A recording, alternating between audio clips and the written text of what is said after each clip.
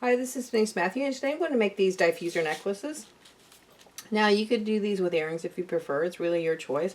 This will work for both necklaces or earrings. I have made two different ones. I've used 10mm lava stone beads, and if you notice they're hitting marks in them, they're great because they sort of absorb the essential oil so that they can, it's basically, you're going to have a nice smell coming from you without having to wear perfume, because some people are sensitive to perfume. I've done two here. One, I've made the coil a little bit tighter so that there's less movement in the bead. You could do that as well. That was with 10 inches of wire, and that was with a 10mm bead.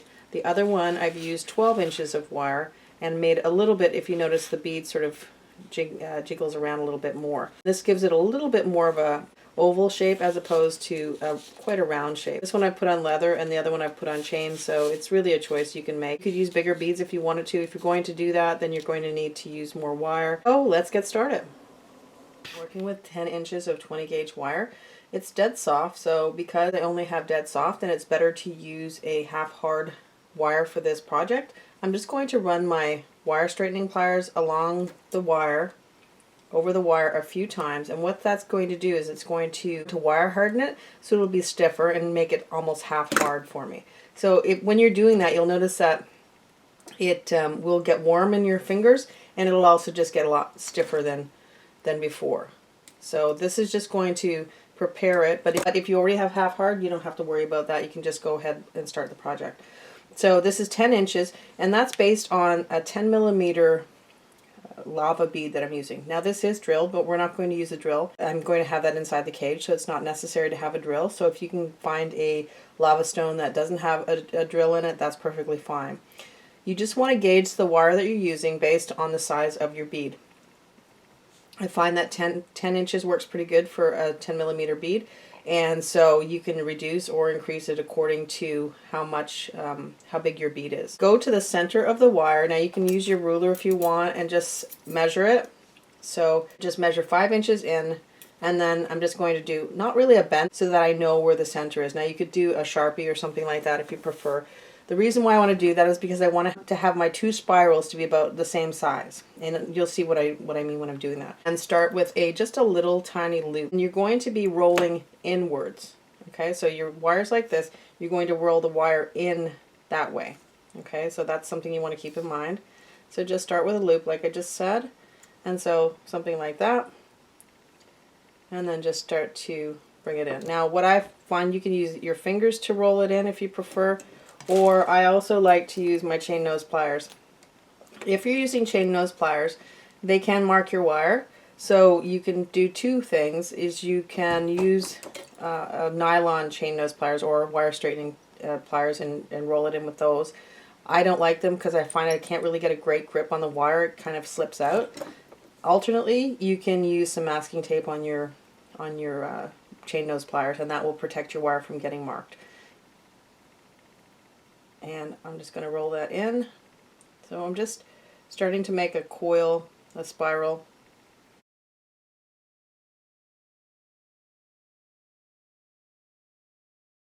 So that's one side I started, and I'm just going to go to the other side. I like to alternate sides because what that will help me do is gauge how big my spirals are and how close they are in size.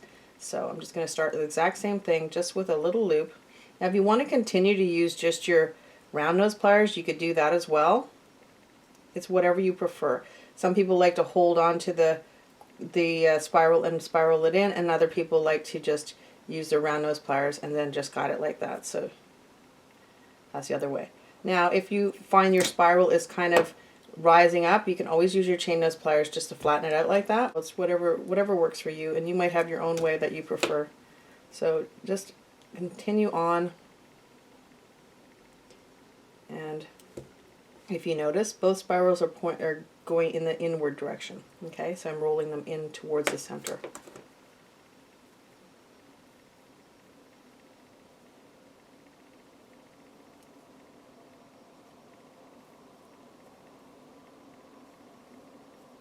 If you notice, it's quite tight.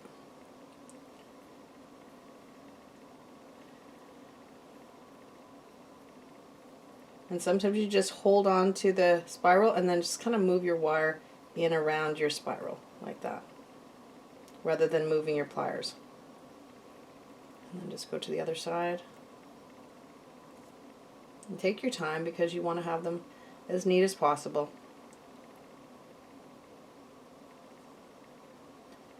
So if you notice, I'm just working from one side to the other. And it's starting to come together.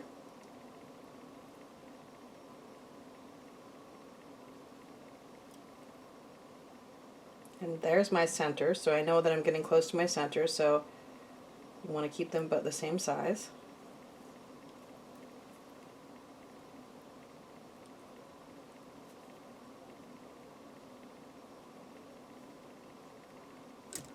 So they're getting close. And just the last little bit, I'm just going to use my fingers.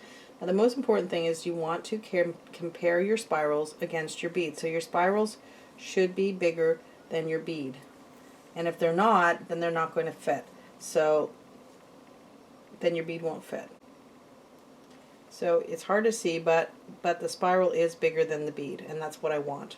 If it's not bigger than the bead, then unfortunately you're going to have to either use a smaller bead or just start all over again because the wire will not be able to hold it. It'll be too small. So now that you get here, you're just going to see they're side by side. And then what you're going to do now is you're just going to continue to roll it in until they're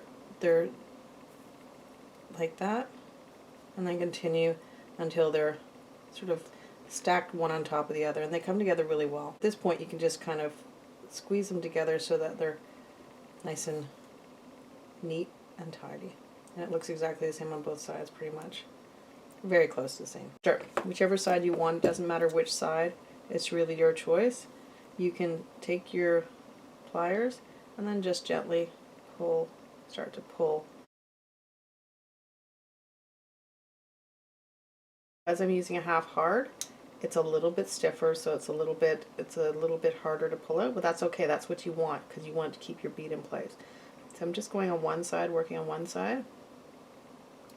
And at this point, I can just pull it out a little bit more, and I can just slide my bead inside. Just open it up. The other side I haven't even started working with, so just open it up, slide my bead inside, and then now I can start to put the other side right over it.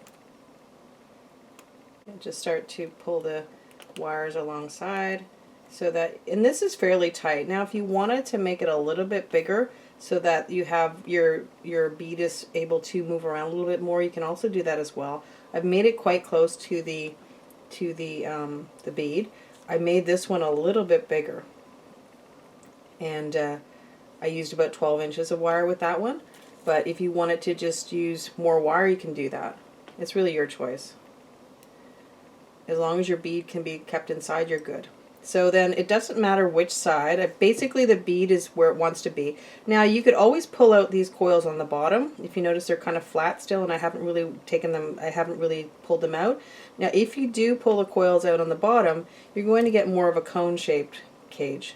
I prefer a round-shaped cage, and so that's why I'm not going to pull these wires out. So, but that's your choice. If you prefer, or if you have a bead that is more long shape or freeform shaped bead, you could also do that. So now I'm just going to take the top. I have just picked whichever one I want, and that's just, it's bigger, so I'm just gonna, it's a little easier to grab. So I just kind of bent that little loop up. Now the loop is a little bit small, so ideally I want something a little bit bigger. So what I'm going to do is just put a jump ring .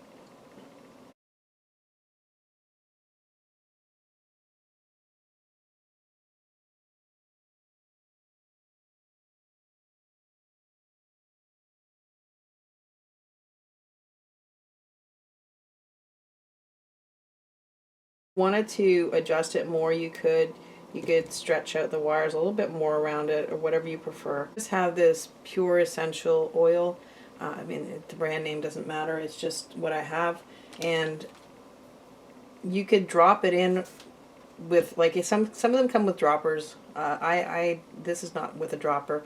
I find it can be very, because it's so concentrated, it's very strong, so I don't really like to get it on my fingers. So just I just take a little bit on, and I find a Q-tip's great because it can get in between and you can open up your cage a little bit and rub it on your lava stone as much as you like, and with this stuff a little goes a long way.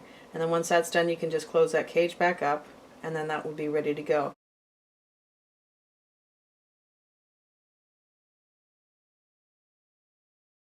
Slide it on a finished chain, and then you would have your finished product. So this concludes the tutorial. I hope you liked it. If you did, please like, share, subscribe, and comment. We'll see you next time. Thanks for coming. Bye for now.